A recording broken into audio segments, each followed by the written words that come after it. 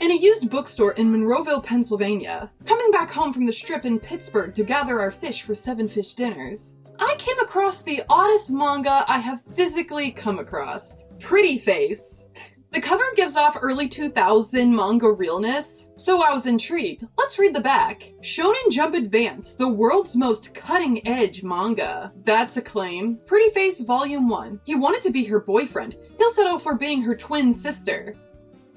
What? When his school bus crashes, teenager karate star Rando is sent into a coma. A year later, he wakes up to find that his disfigured face has been reconstructed into the image of the girl he has a crush on. Not knowing what Rando originally looked like, the mad plastic surgeon used a photo in Rando's pocket as the model for his reconstructive surgery. Abandoned by his friends and parents, the all-new Rando is mistaken for his would-be girlfriend's long-lost twin sister and adopted into her family. Can he put aside his feelings and be a good big sister when he's still a teenage boy from the waist down? Rated T+ for older teens. What the actual hell is going on here? Pretty Face was published in Japan in 2002. It was written and drawn by Yashiro Kano, who was 32 at the time of writing Pretty Face. If you're a current day manga reader, he's actually still writing stories, and his most recent project is Kiru Kill Me. And honestly, despite how strange Pretty Face is, I might give Kiru Kill Me a shot, because it sounds really camp and that classic horny anime that is just fun to laugh at. But let's get into how crazy Pretty Face is. So the synopsis is basically what happens in the first chapter, but there are a lot of details that just make it really weird. So eventually Rando wakes up and realizes that he has his crush's face on his face. And when he wakes up, the doctor expresses his disappointment because he was just about to do bottom surgery on Rando. For whatever reason. I just think that he wanted to play with Rando's body, to be honest. Why would you assume that a picture in his pocket is his face, especially when he has a penis? Who walks around with a picture of themselves? And even if that is their face, why would you take their penis away just because they have a feminine face? Sounds like a chaser doctor to me. Very uncomfy. If you can't catch one, I guess make one. Ew. So Rando tries to get a picture of himself so the doctor can turn him back to normal. But it turns out his parents had moved away and his house was demolished. They're like, we're out of here. Our kid's gone, so we're out of here. And then all the pictures of him in his high school has been vandalized by his peers because everyone, I guess, thought he was an asshole. I mean, he kind of was an asshole. But aren't you supposed to be an a-hole if you're the star of the karate club? That's kind of the trope. Everyone in his old high school actively talks shit about Rando despite missing the culture that Rando created in the high school, but then also not realizing that that is the culture that Rando had created. After Rina and her family mistake Rando for her long-lost twin sister, Rina confesses to Rando, thinking he is her twin sister, that she had a crush on Rando and has a picture of him, and gives Rando the picture of Rando's old face as Rina's twin sister. Ugh, that's so confusing! But because Rando is such a great guy, he teams up with the chaser doctor to find Rina's twin sister before he changes his face back to pursue Rina romantically. Alright, okay.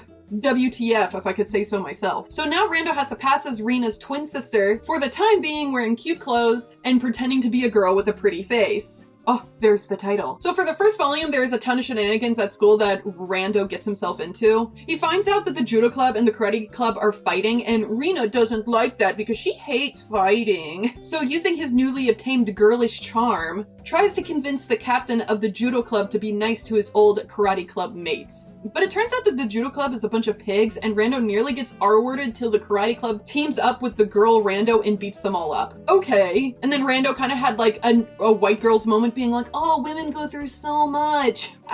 Now because of this, the karate club kind of treat Rando like a mini mob boss, kind of like how they treated boy Rando in the past. This gets on the nerves of a handsome groomer teacher, and by some craziness, he tries to kiss girl Rando, and he promptly breaks his neck.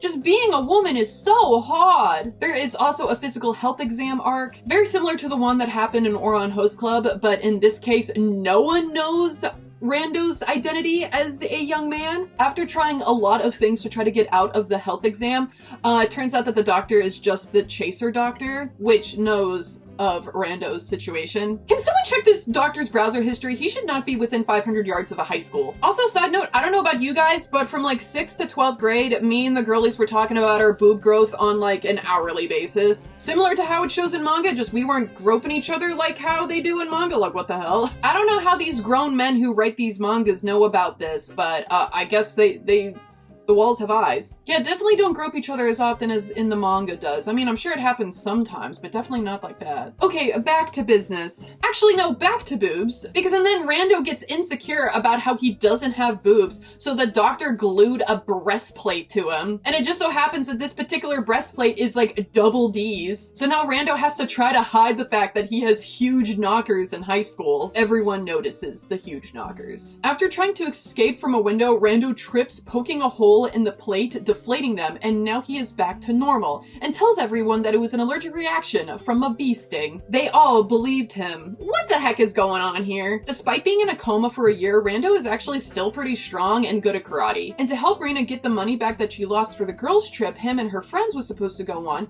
he joins an arm wrestling contest in the mall. Of course, he wins the arm wrestling contest despite being a twink, and wins a trip for him and the girls to Okinawa beach episode.